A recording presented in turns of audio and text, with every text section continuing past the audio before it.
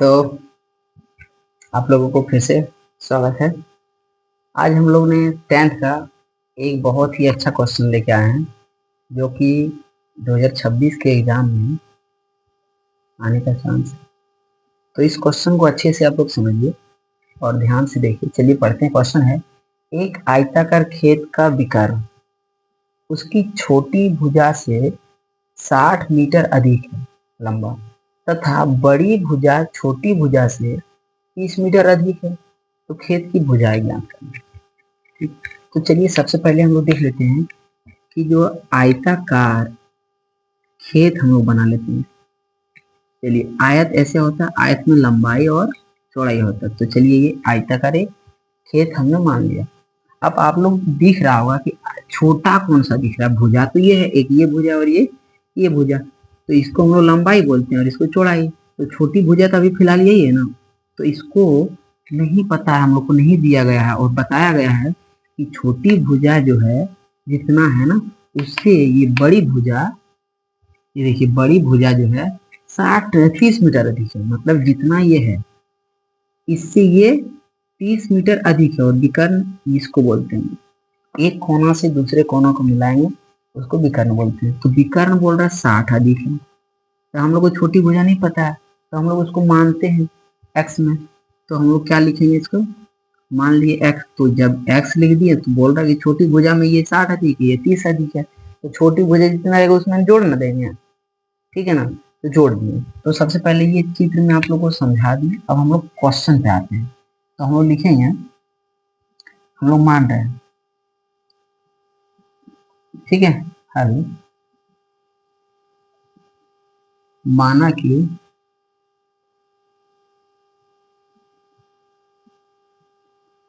आयताकार खेत की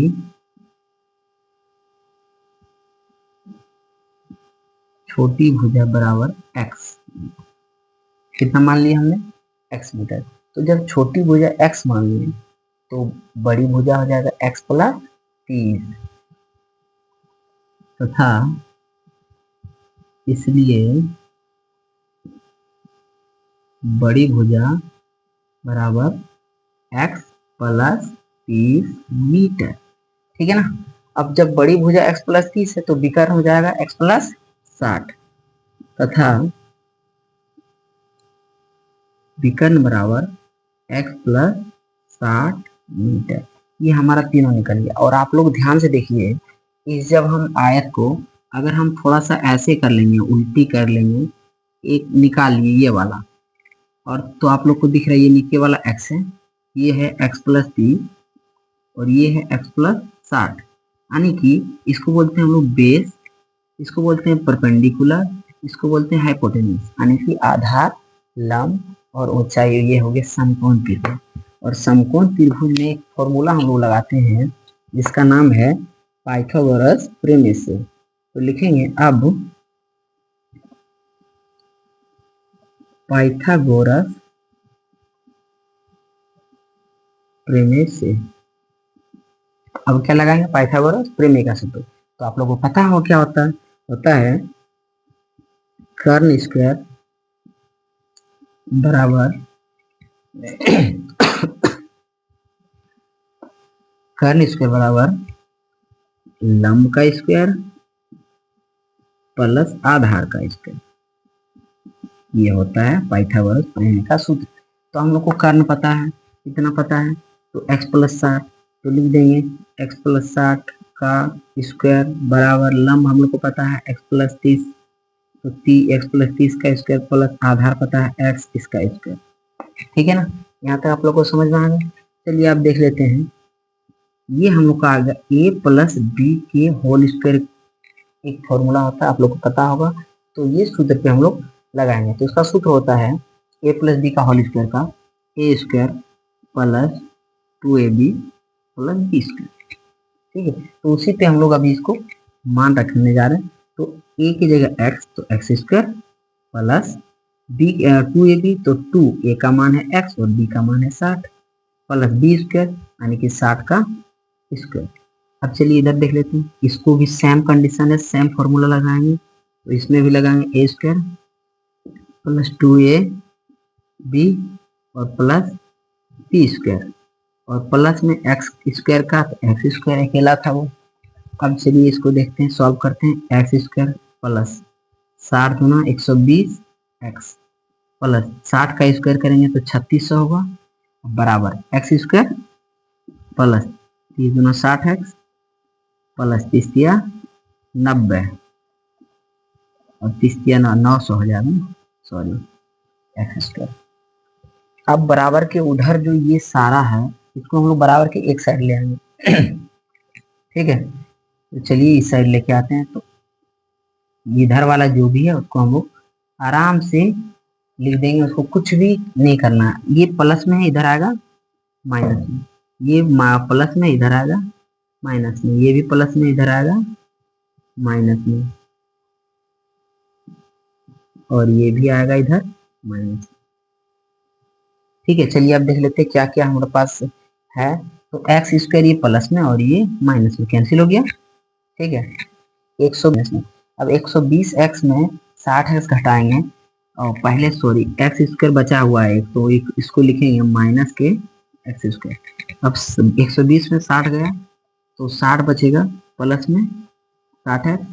अब यहाँ देखिए, सॉरी मिस हो गया, तो 3600 में 900 घटाएंगे। ठीक है, तो 3600 में 900 घटाएंगे तो 2700। ठीक है, चलिए अब कुछ नहीं बचा तो उधर क्या बचा, 0। तो अब इसका हम लोग गुणनखंडन करेंगे। तो गुणनखंडन आप लोगों ने सीखा होगा, जब द्विघात समीकरण बनाते हैं तो या तो हम लोग इसको एबीसी करके बना सकते हैं या तो गुणनखंडन करके बना सकते हैं, जैसे आप लोग का मन हो वैसे बना सकते हैं। ठीक है, तो चलिए हम लोग इसको सॉल्व करते हैं। तो गुणनखंडन करेंगे तो यहाँ जो है एक्स स्क्वायर प्लस, गुणनखंडन आपको पता है